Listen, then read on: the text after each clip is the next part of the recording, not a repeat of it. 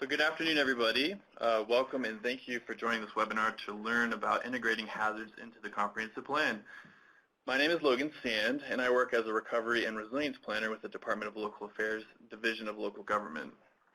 This is the second webinar in the Planning for Hazards webinar series. There will be several additional webinars this year in 2017, so stay tuned for future events and notifications. Today's webinar will be recorded and it will be posted to the Planning for Hazards website shortly after we conclude today's presentations. But before we get started, I would first like to say thank you to our partners. That includes the American Planning Association Colorado chapter, the Colorado Municipal League, Colorado Counties Incorporated, and the Denver Regional Council of Governments.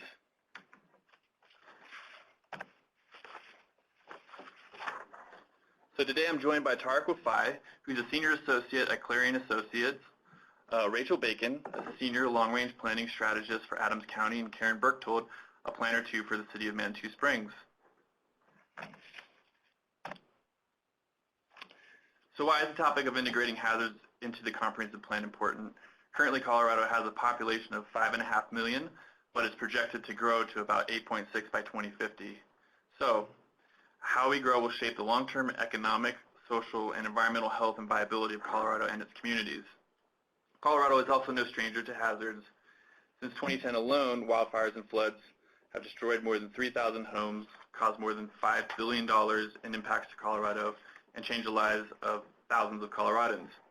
So Colorado experiences dozens of floods annually and over 2,400 wildfire events each year. But it's not just floods and fires. There are many other hazards that are also present throughout the state of Colorado. In addition, Colorado's climate is currently projected to increase from 2.5 to 5.5 degrees Fahrenheit by 2050. So every community faces vulnerabilities, whether they're natural or man-made, but we tend to think of vulnerability in terms of a community's abilities to cope with shocks and stresses. So as Colorado continues to grow and the climate continues to potentially change, the comprehensive plan can be used in a strategic and long-range as a strategic and long-range planning tool to build community resilience by minimizing or avoiding exposure to natural and human-caused hazards.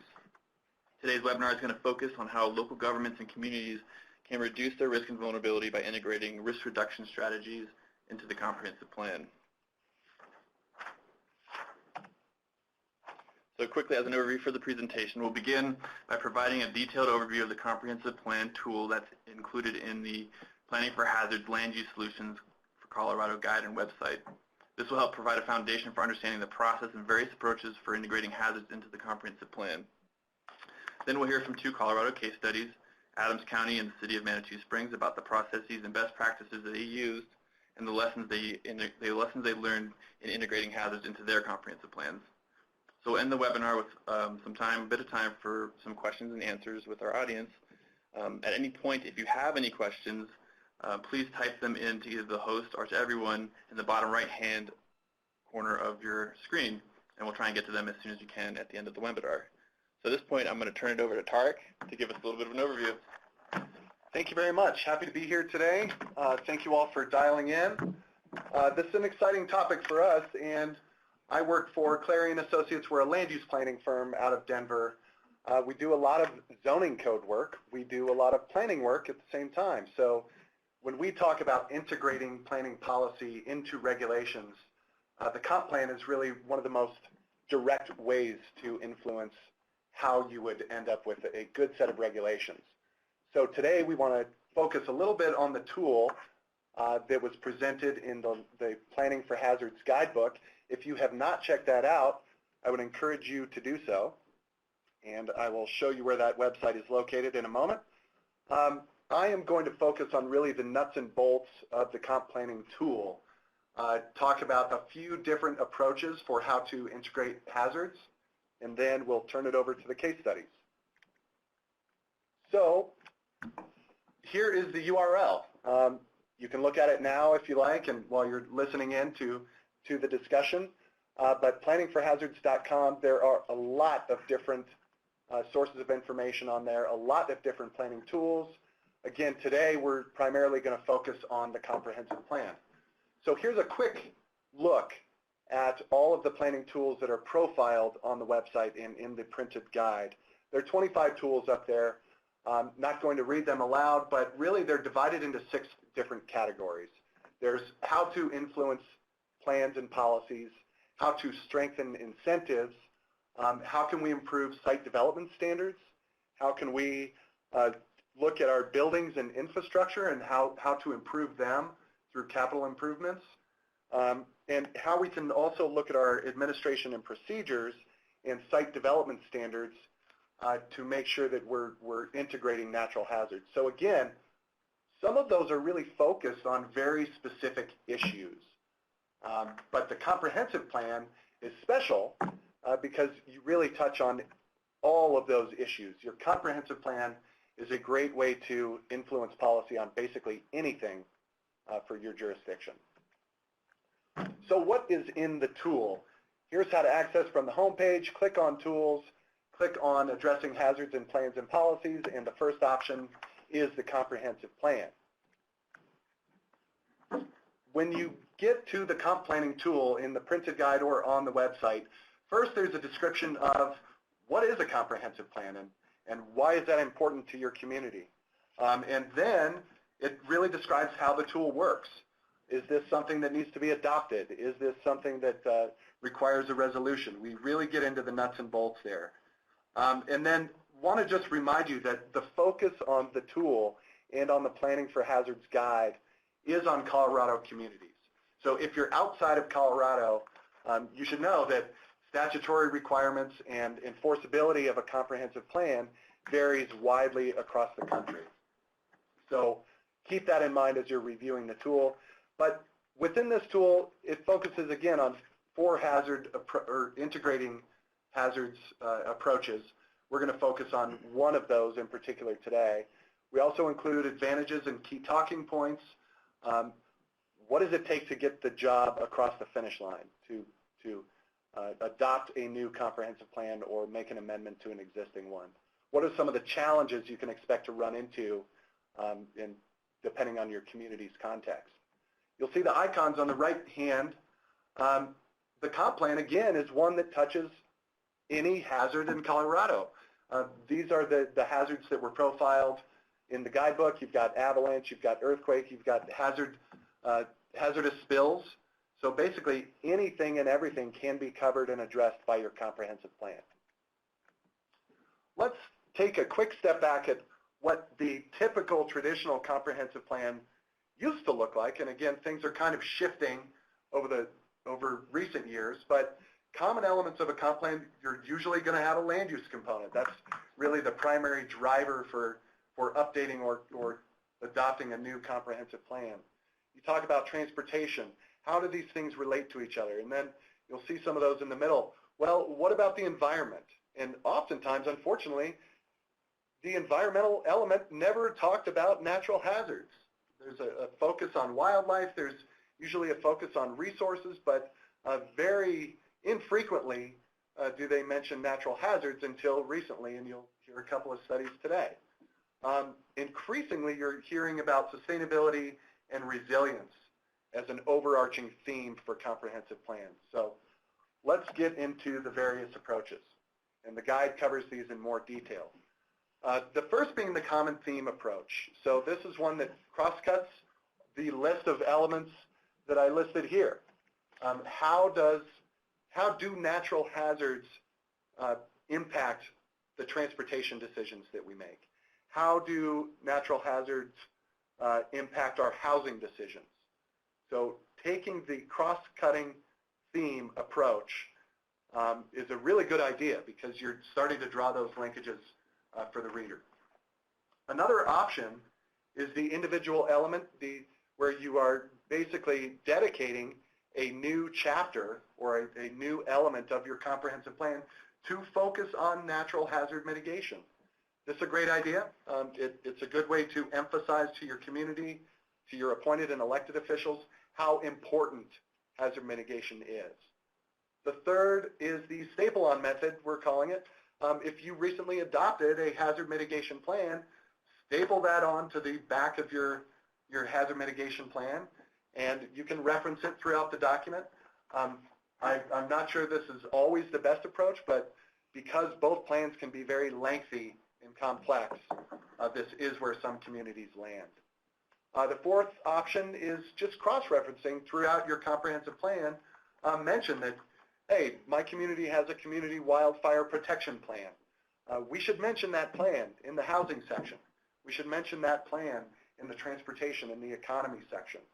We can link by hyperlink and cross-reference to our adopted hazard mitigation plan. So what you'll find is that many communities are not just choosing one of these approaches. In fact, they're using a combination of multiple approaches to get the job done. Let's just focus in a little bit more on the common theme approach. So again, cross-cutting those elements based on the commonality of hazard mitigation. So I'm going to walk through just 3 elements here and see how your policies might be shaped when we start looking at hazard mitigation. So transportation.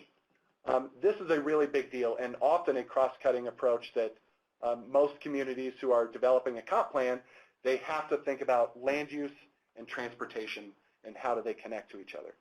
When we look at hazard mitigation, you can shape policy to consider, how are residents and emergency vehicles getting in and out of a subdivision? There are subdivisions out there that have been dubbed by emergency managers to be suicide subdivisions because there are so many traps within the road network, so many bottlenecks to where if a big hazard comes, it's going to be very difficult to ensure everybody's survival and property surviving as well. So through your policies, you might make recommendations to require multiple points of access, to better connect your neighborhoods and provide better street grid networks where possible to avoid those traps and ultimately to improve your evacuation times. Thinking about housing, again, another very important topic in your comp plan. Colorado's growing rapidly, so housing density is a very important issue to address through your policies. But are we directing density of housing in the appropriate locations, to safe locations? When we think about affordable housing, I have not worked for a community that says, we don't want any more affordable housing. So are you placing, is there a disproportionate amount of affordable housing in hazardous areas? It's important as you're developing policy to honestly answer those types of questions. And then for the houses that are already built, are there things we could be doing through other policies, through other decision-making avenues to strengthen those structures, either through infrastructure improvements or loan programs that could potentially improve these properties? Let's think about recreation and tourism. This is the only required element in Colorado statutes for developing a comprehensive plan. But how can you link some of the secondary benefits? For instance, we're not just preserving open space, we're creating a recreation opportunity for people, and we're also avoiding development in a hazardous area. Rivers are really pretty places, but they also, as we very well know in Colorado, create floodplain issues. There are landslide and soil issues next to the beautiful places. So how can we make those linkages for the reader? And more importantly, how can we direct policy to identify potential land acquisitions to make sure that we're not generating more development in areas where it should not be? Let's shift gears a little bit and talk about the future land use map. So most communities, when adopting a comprehensive plan, include a future land use map. Of course, we're planners, so we have an acronym. We call it the FLUM. It's a very interesting acronym. But if you have a future land use map, really this is your opportunity to start laying out some scenarios for growth and development. How are we directing policy? How are we making sure that development ends up in the right place?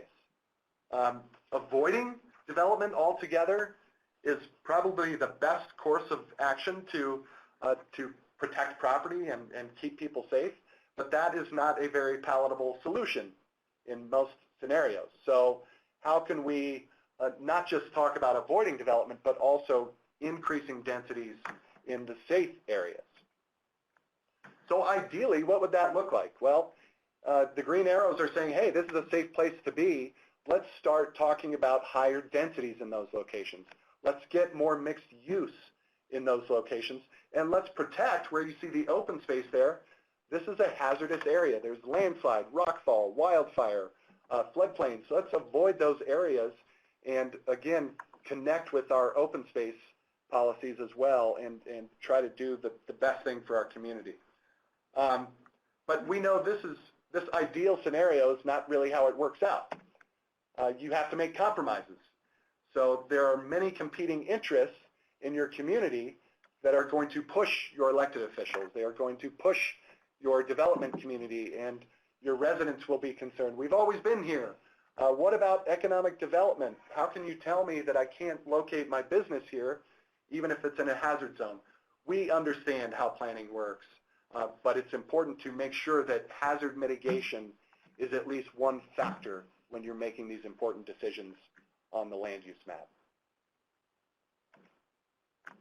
Last slide, and then we'll move into the case studies. We've got some great ones today from Colorado. Just wanted to urge you again to visit the Planning for Hazards site. This is Dale Case from Boulder County.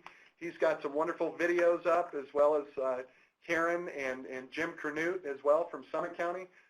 They want to share their stories with you, and if you don't want to read pages of text online, these videos share a lot of the same information that you can find there. So have fun with it, and thanks again for being with us today. Let's jump into the case studies.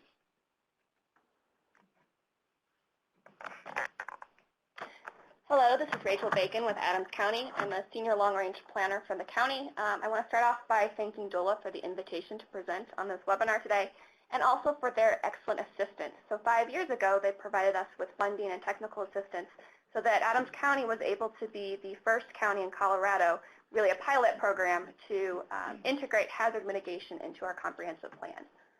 So as we get going, I'm not going to read all of this on the screen, but I put it up here because I think it's very important that as we go about integrating hazard mitigation into our comprehensive plan, as we convince our policymakers and our electeds that the funding and the emphasis is really important, consider timing, framing, and strategic messaging. We know that when a natural disaster happens, people care very much, but as time goes on, they tend to forget just how important it is to protect people, property, and infrastructure. So I'll talk a little bit more about that later on in my presentation, effective framing, and also just to give you some perspective on how we have been successful and how we choose to integrate our hazard mitigation plan into our comprehensive plan to have even more success in the future. This is a picture from the flood of 2013. So even though about 9 or 10% of all Coloradans, and then of course, related infrastructure and property are within Adams County, there was more than $1 billion worth of damage from that flood, but only 1.2 million of it occurred within Adams County. And so I think that's really a great testament to our already excellent floodplain regulations and other land use regulations that we've had in place for a while, especially when you consider that both the Platte River and the Clear Creek do run through Adams County. So real quick on our community profile, Adams County is the second fastest county within the Denver metro area. You can see we're just north of Denver here on your screen. It's a very large county, and it's also very urban and very rural. We have residents who live in 8 different cities and 2 different towns. We're presently right under 500,000 people, and that is going to nearly double by the year 2040. So when Logan was talking quite a bit about all of the growth that's occurring in Colorado, that's definitely a concern for us and other counties within the metro area. And then also balancing, the very different environment that we have in both the rural areas and within our urban areas. More testament to this on this slide. But I think the most important thing to note here is that, we're also a very diverse county. We're not very economically prosperous. And jobs and economic development, like Tarek was mentioning, are a big deal. We do need to have quality economic development within our county, but we have to find the right places to put it. And also not only thinking about where is a good place for these more hazardous types of job-producing industries to go, but then also how do we keep our residents and our parks and our more sensitive types of uses from locating within those more tricky areas. And so a little bit more on the population growth. We're seeing, about 750,000 by 2040, and also employment. we're growing by about 67% also by 2040. And this is important also because Adams County is the first or second most industrial county within the state of Colorado. So we have a lot of excellent jobs, as you see, going from about 200,000 or so jobs today up until about 337 jobs in 2040. And those are really primarily, a lot of them, going to be in commercial, industrial, and other types of more risk-adverse types of industries. So our comprehensive plan, Imagine Adams County, was adopted in 2012, and so what that means is that we are due for our 5-year update of our hazard mitigation plan.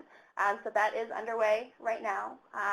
So in addition to integrating our hazard mitigation plan into our comprehensive plan also integrates our transportation plan and our parks and open space plan. And this is really important because it allows for that cross-sector pollination of both strategies, recommendations, and action items, et cetera. So that's a really powerful tool for us because we know that when we're talking about getting in and out of subdivisions, as Tarek mentioned, that our transportation policies are pretty important for that.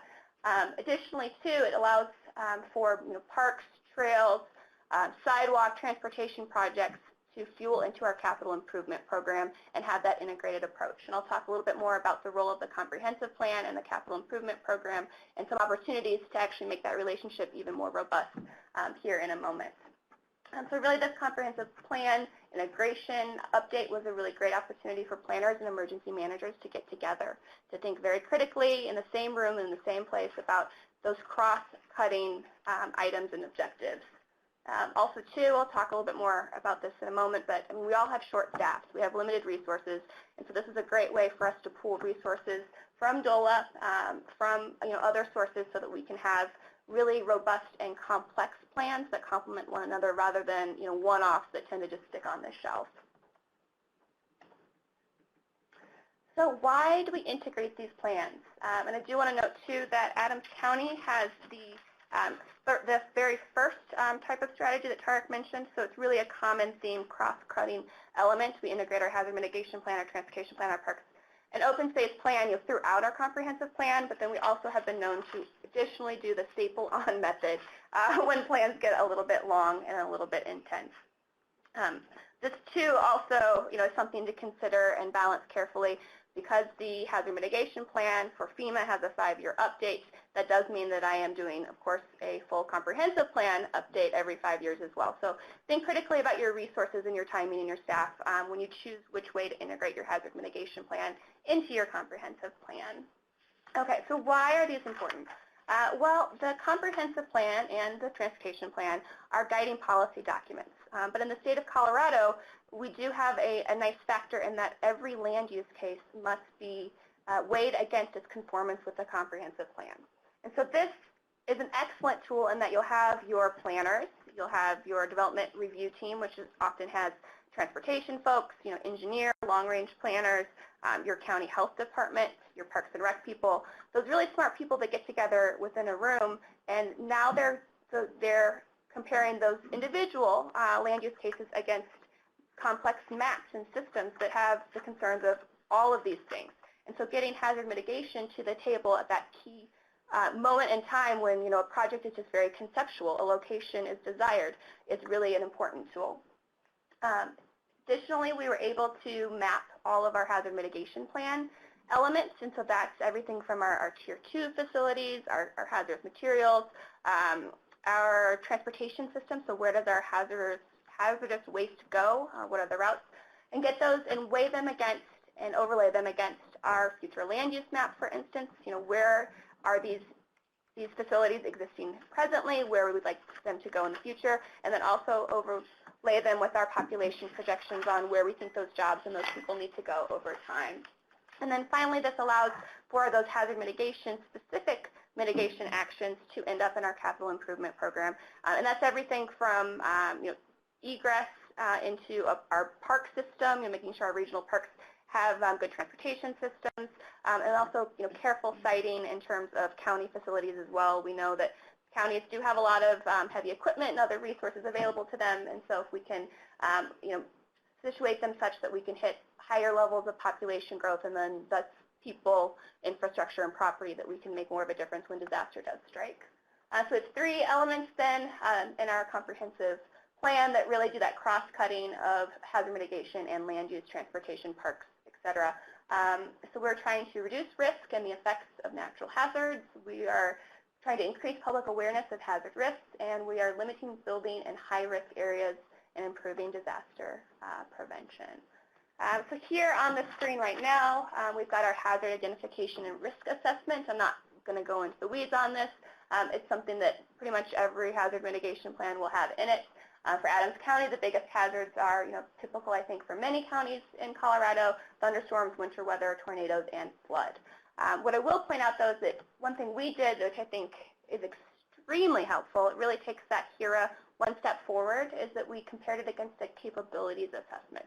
And so this really painted the landscape in terms of our most at-risk, high-risk hazards. How well are we prepared to address them when they occur? Where are we putting our resources? Where are we putting our emphasis and our efforts? And then this really does help to really inform your implementation and your mitigation actions moving forward. I'll talk briefly about some of our lessons learned. In terms of engagement, we invited all the players to the table, both the public. For us in the county, because we have those really urban areas, it's important that the cities and other stakeholders within our metro were invited to the table. We had a project management team, we invited the electeds, et cetera. And so this is where that framing really is important. Why is this important? Why should you participate? Getting all the right experts into the room, whether it be by invitation or by pushing and screaming and pulling. This is a very important part of it. We've also learned that how we provide outreach and input in addition to that framing is very important because about 60% or so of our residents are Hispanic. We correspondingly have about 30% or so residents who speak Spanish as a primary language, so it's very important that all of our materials are multilingual. We also found it really helpful to let the process inform the process in addition to having the process inform the outcomes. So taking a step back, being reflective along the way. If we aren't succeeding in some way, if the right people are in the room, really addressing those things as we go is very helpful. We brought in subject matter experts, and then I do want to note that in any planning process, and particularly as you integrate such complicated things into one another, there are always kind of chicken and egg sort of situations. So really it is, how much time do we take for our planning process? Is it too rushed? Then people don't feel like they have the time to adequately respond, or if the process takes too long, it feels kind of drug out, people lose interest. So think about that very critically. Also, buy-in versus burn out definitely occurs. So you want balanced participation, but you want to make sure that you're clear about who does what, so understanding roles and who's responsible for plan development, implementation, and performance measurement moving forward is definitely important to consider. Also, it's important, we found, to rethink the traditional community meeting and the online survey.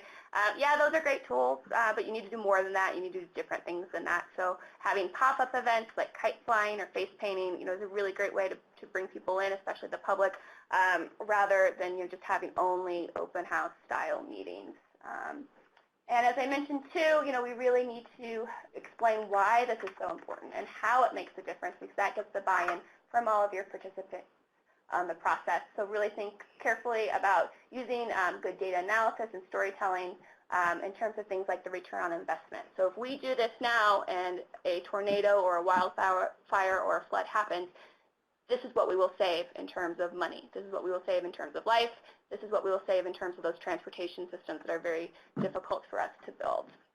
And so related to that, I did just a quick Google search on return on investment hazard mitigation. So what comes up is about 1.5 million results. So there are lots of resources, lots of data, some really cool charts out there to help you tell your story on why this is important, especially if you're in an off year in terms of disasters. You had a good year, people forget, don't always care. Also, I will caution, don't do an image search unless you want to see some really scary things that you don't want happening within your community. So something about an ounce of prevention is worth a pound of something. I don't know. So what we're doing right now and what we've learned and what we're thinking about as we go to update our 2012 plan, because we are doing it right now, we are really looking at more of a regional approach to hazard mitigation, both in terms of how we plan, how we adequately address resources or the lack thereof. This might be how we site our emergency vehicles. This might be how our fire districts and fire departments work together in terms of regional coverage rather than just local coverage. We're also really thinking critically about going beyond just hazard mitigation planning. So hazard mitigation planning really is how do we prevent and how do we respond, but resiliency takes that one step farther, and it's really how do we rebuild. And so we're thinking a lot more sustainable planning, a lot more into resiliency, that sort of thing. We're also starting to consider moving beyond the traditional natural disaster sorts of things.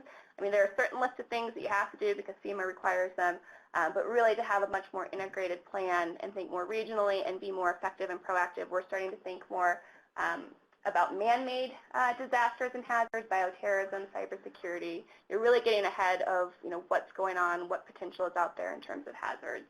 And then finally, we're looking to co-integrate with both facilities planning and emergency operations planning. So it's kind of like, where do you draw the line on how prepared you are? That's always a good question, but I think the more integration you can have with your different types of plans really helps you to be more proactive and less reactive as disasters occur. And then finally, we don't always do a good job, especially those of us in the government, for celebrating our successes. I doubt very many Adams County residents know that we had a very small amount of property damage in those 2013 floods versus every other county. But that's a good story to tell, especially as we go to ask our elected officials for money to do things that make even more of a difference moving forward. There's also great opportunity to have your capital improvement program, not just have projects from your comp plans funneled into it, but as you look at new projects for your capital improvement programming, you can always evaluate them based upon their ability to address hazards and promote resiliency. And then finally, there's a lot of great opportunity for enhanced data modeling as we move forward. GIS is just getting better and better. As Tarek mentioned, our more vulnerable populations are often the ones that are hit the hardest in terms of natural disasters. So really critically thinking about your mitigation actions, those things that you do to help prevent or address natural hazards, we can make sure that we have a better impact on those who are more vulnerable, for instance. So lots of great opportunities to overlay data and think critically about how we can do a better job. So at this point, I will turn it over to Karen. Well, thank you, Rachel, and thanks everybody for participating. I'm Karen Birchtold, and I'm a planner with the City of Manitou Springs. Manitou Springs is in the Pikes Peak region. So we have just posted an adoption draft of Plan Manitou. Plan Manitou is our integrated community master plan and hazard mitigation plan. And so I'll talk more on our approach to integrating these two components. Manitou Springs was founded in 1872, and it's the first resort community in the state of Colorado. Tourism is still the primary economic base. In terms of our growth and development, we cover an area of a little over 3 square miles, about 5,500 people. And the community is very compact and largely built out with minimal opportunity for additional expansion. So quite a contrast to the Adams County development scenario. We do have a history of hazards, primarily flooding.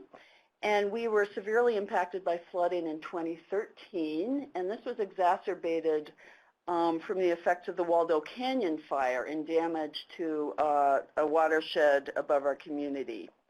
So this really, I think, prompted more consideration of long-range planning. The community had a vision plan, but it didn't have a comprehensive plan with tools such as a future land use plan and an implementation plan.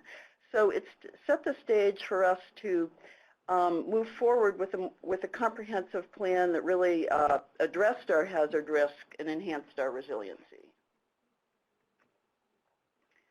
Regional context is important to understand in our situation.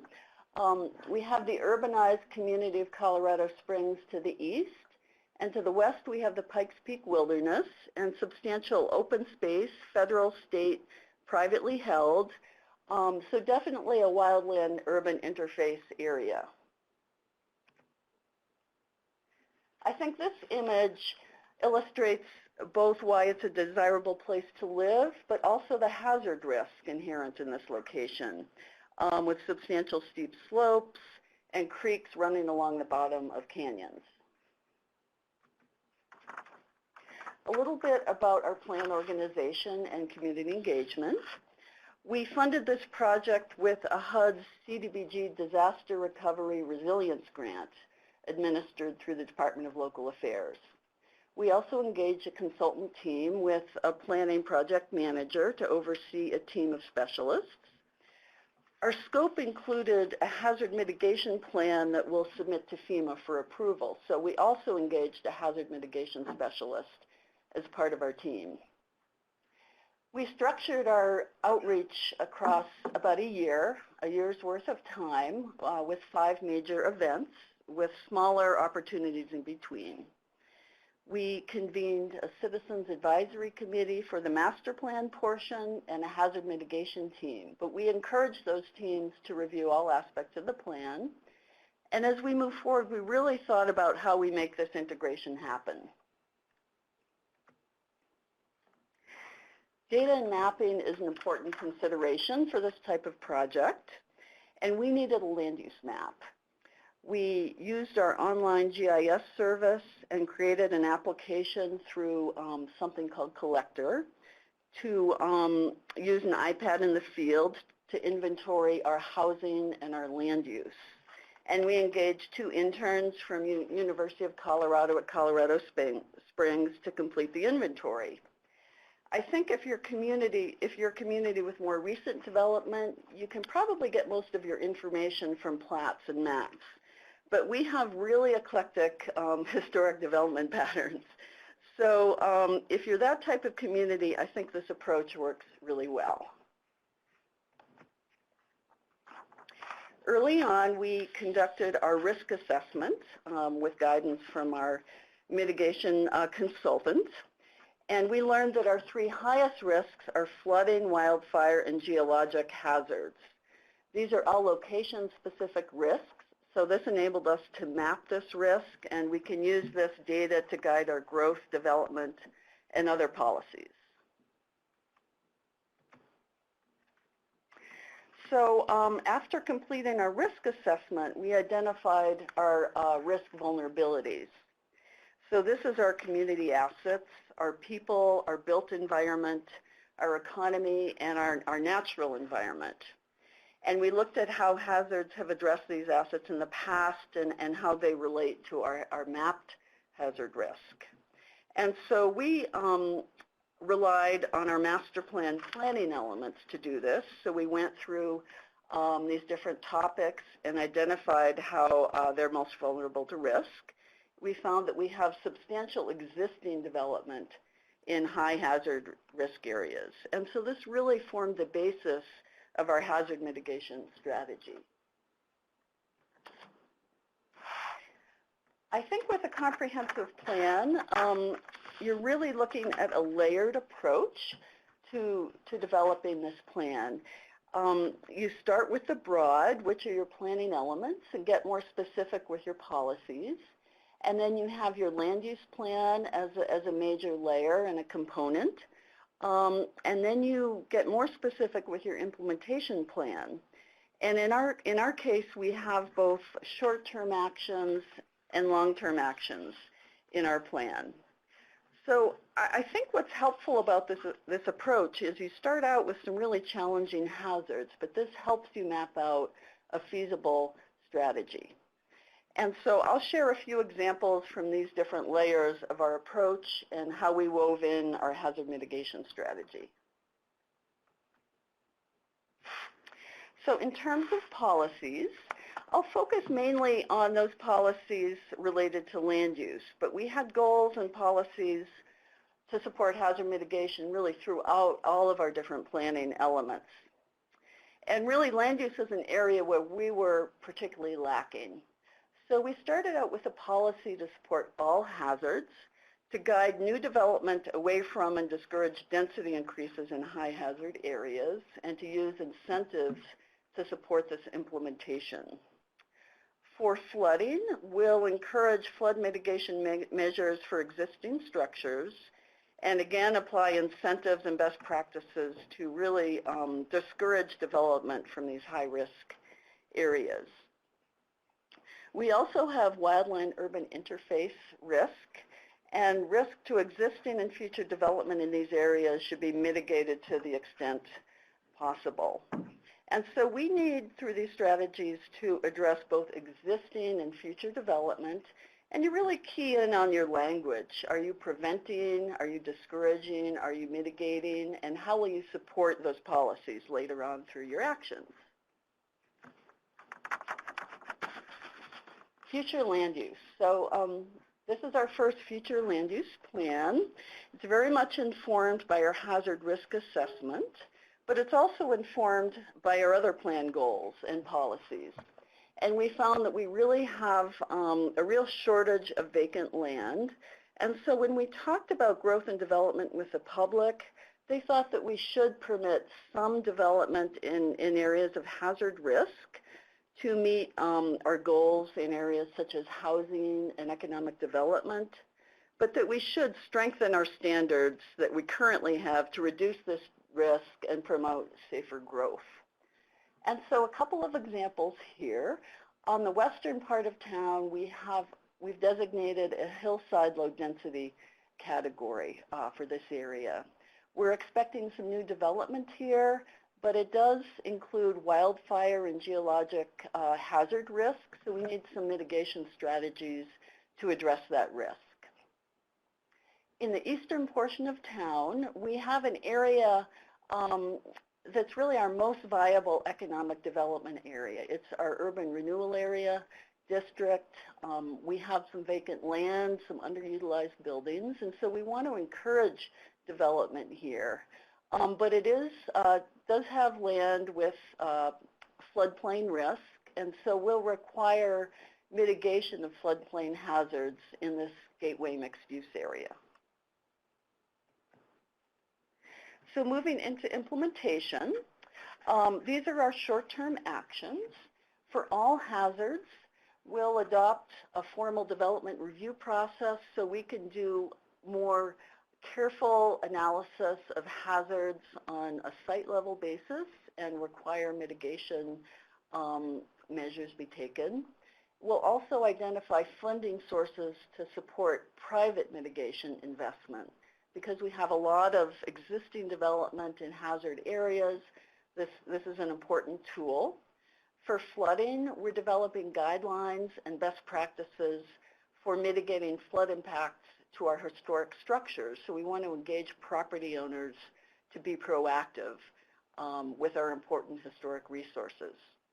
We'll also develop a stronger floodplain management program and regulations that are more stringent than our current regulations, and also use incentive approaches to guide development away from the floodplain.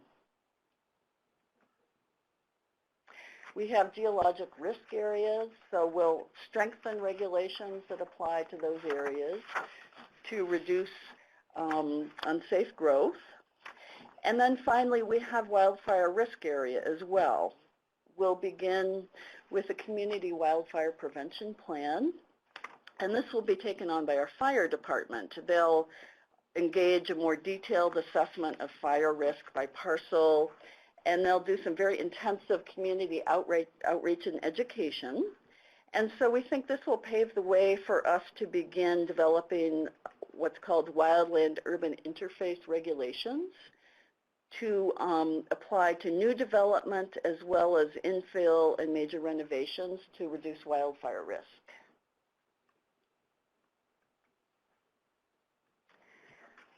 And so finally, our long-term actions. These are actions that would take place in possibly 3 years. And these are actions that will take some time to have an impact, but we do want to start as soon as we can. So in terms of wildfire mitigation, we'll address risk to existing structures by incorporating new building materials and design standards that will apply to major renovations for existing development in high wildfire risk area. We have a creek corridor, Fountain Creek, that's very impacted. So we'll extend a linear park that's begun through that area and do additional bank restoration and further planning to really try to remediate damage to the creek channel and bank. And then we'll also develop a strategy to bring more of our private commercial and residential structures into compliance with our floodplain standards. But we expect this to take some time. So we also have some lessons learned from this process. It's a fairly complex plan. We're asking the public to jump into some pretty complex thinking here, and it's a large document. So we found, particularly towards the end of the process, that focused questions to really direct citizens' attention to certain topics work really well, and that our public really welcomed those. We also know that our public now understands what a comprehensive planning process is like, but they're really anxious to see us move towards action. And then finally, we have a pretty ambitious program here, and so we know that we have to further build our organizational capacity. So we'll continue to engage students, which we've been really fortunate in doing. We'll engage other professionals to help us address some of these challenges. So we're really looking forward to jumping into our implementation component. And as I mentioned, we've posted our adoption draft, and so we welcome you to take a look at that at www.planmanitou.com, and are certainly more than willing to share any aspects of our experience with people who are interested.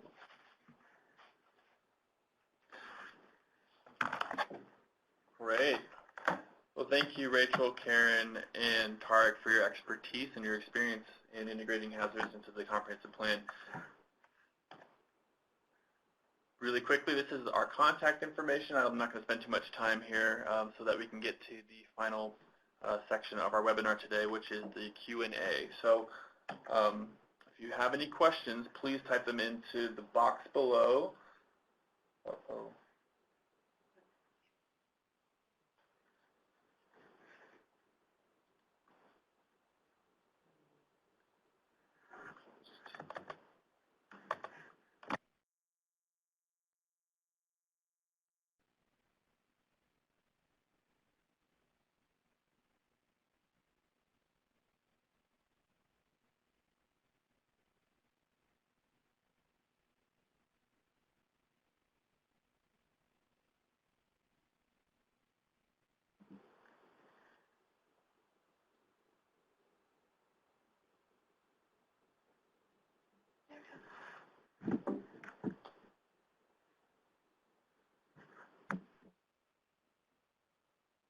Yeah, and if you have any questions, please type them into the bottom right-hand corner of the screen. We have some expertise here, so we'd love to utilize the time while we have it. So please feel free to shoot over any thoughts or questions.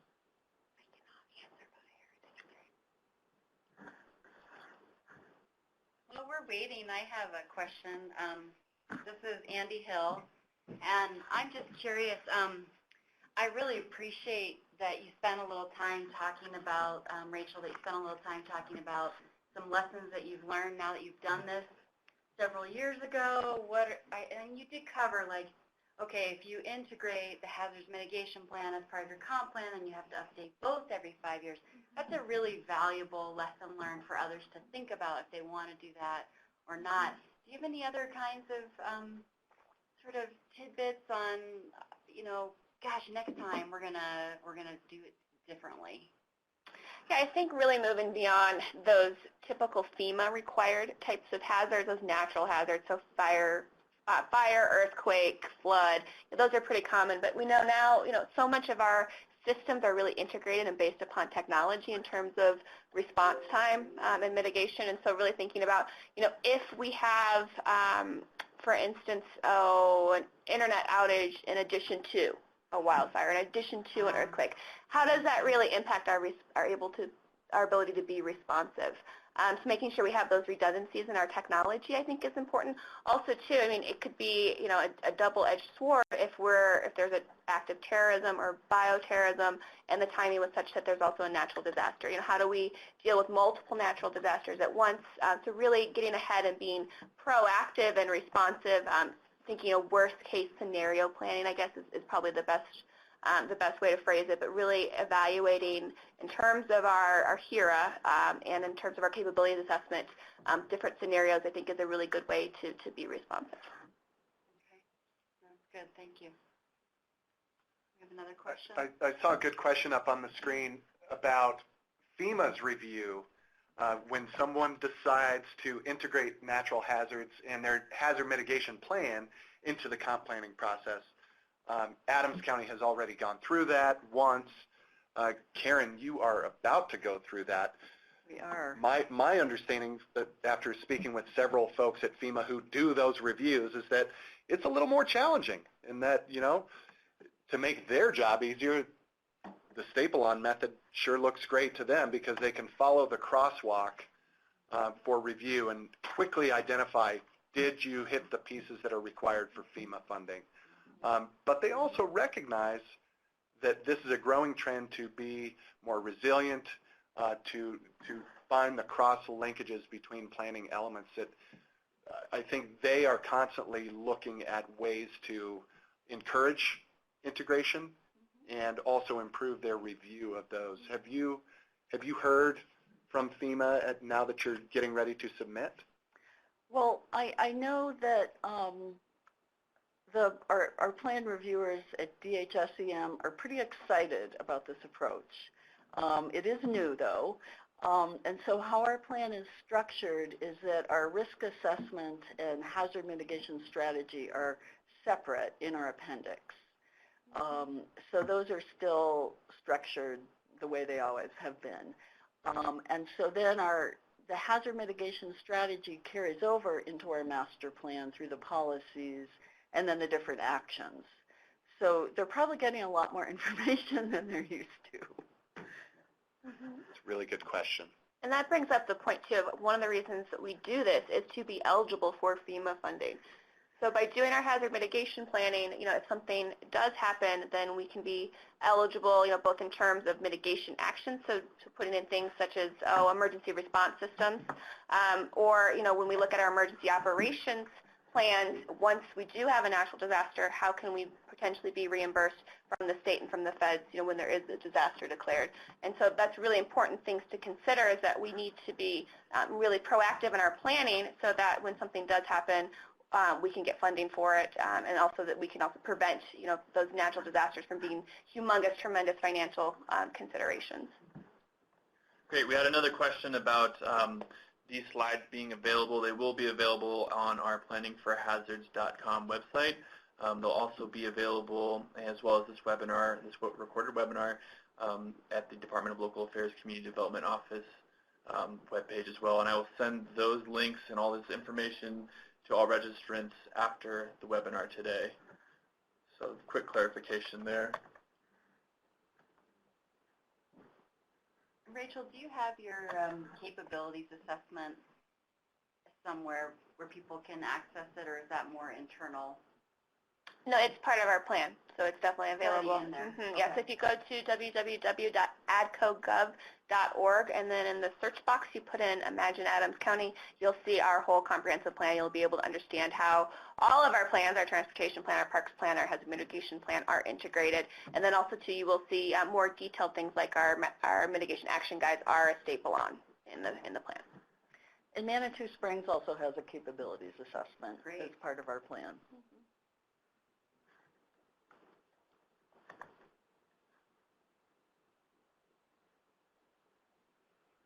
So if there are any other questions, please type them in now. I understand Silt and Morgan County are going to be updating their comp plans this year, among some others. So if you guys have any advice from them you haven't already shared, otherwise I'm sure they'll be reaching out to you both, or the three of you, to get some ideas.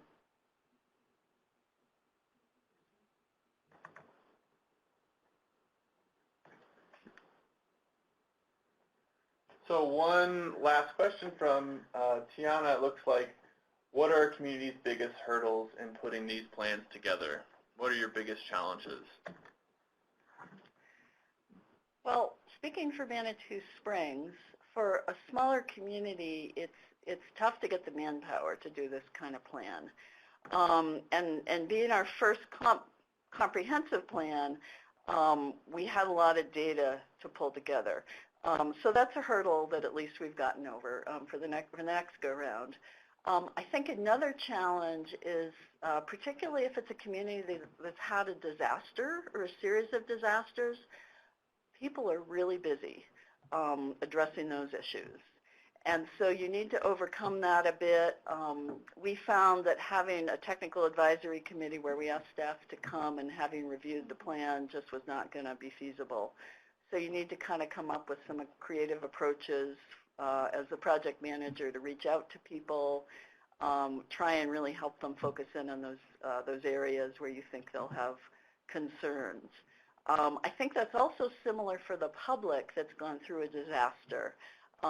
They're a little bit fatigued, so you need to come up with some kind of unique approaches to get around that, usually by going to them.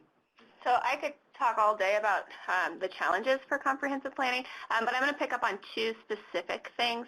The first is that, a hazard mitigation plan, it can be challenging, that it can be kind of technical, but typically it's not super controversial. It's pretty easy to agree on overarching thought processes and beliefs that, yeah, we don't really want bad things to happen here. Versus comprehensive plans can be a lot more controversial. You're talking about visions and goals and where you want to be when you grow up as a community, and then also too, those future land use maps, especially if you're starting from the very beginning, can be very challenging to get adopted and approved. People definitely want to haggle over what their property should be in the future, even if it's in a high-risk area or in the floodplain, et cetera. There will be concerns about the taking of property rights, et cetera. So by integrating your comp plan and your hazard mitigation plan, you go from taking a plan that's very technical and maybe a little bit confusing and overwhelming, but pretty palatable to the public, and then you start aligning it with a plan that can be a lot more challenging to get adopted and approved. And when you've got a 5-year requirement on your hazard mitigation plan, your comp plan can then drag that timeline down. So that, I think, is probably the biggest number one challenge. And then the second biggest challenge, I would say, does go to that fact that these are very technical documents. It does take a lot of brain power and manpower, and you don't always have that. And so one thing we're doing to really get around that and be ahead of that is really integrating our emergency operations staff with our planning staff. So for instance, we're trying to get all of our planning staff through our emergency operations training, so that when there is a disaster, we're prepared to help staff the emergency managers. We understand what they're dealing with, where they're coming from. Our planning director serves on the LEPC, the Local Emergency Planning Committee, and then, vice versa, we're providing support staff in terms of the planning components to our emergency operations staff. And we're also working more broadly with those technical advisory committees in terms of transportation or parks or other components, just to bring more expertise and more manpower to the table. So those are the two big ones that I think are most important. Great. That was a great question to end on. Thank you, Tiana. Appreciate it. Just in conclusion here, this webinar is going to be posted again to our planningforhazards.com website, as well as the Department of Local Affairs Community Development Office webpage, and I'll send that information out to all registrants as soon as we can get everything pulled together. We will be hosting several more webinars through the course of 2017 and beyond. So keep your eyes open for some notifications and new events and flyers coming down the pipe. So, and with that, I would like to thank all of our participants, and especially our speakers, for taking the time out of your day to share your expertise and listen and learn.